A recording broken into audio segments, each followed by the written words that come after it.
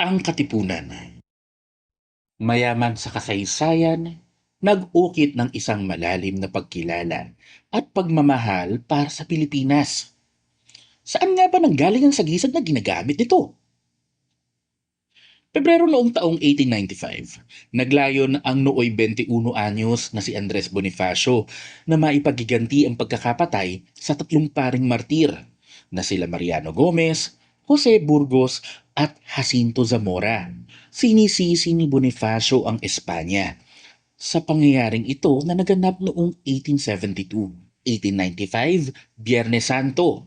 Nagtungo si Bonifacio kasama ang 7 pang kasama sa isang kuweba sa Pamitian, Montalban upang humingi ng patnubay mula sa Panginoon.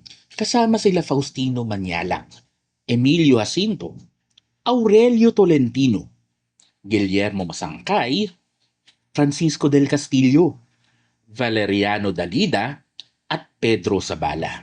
Pagkatapos ng pananghalian, nagkasundo ang grupo na gamitin ang pulang watawat na may letrang K sa gitna upang maging sagisag ng samahan.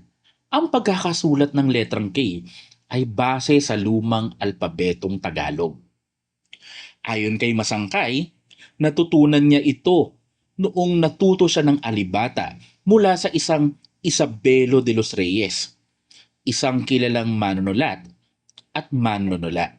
Nagkasundo ang grupo na gamitin ang sagisag na ito at itinalaga ang kuweba bilang kanilang kampo.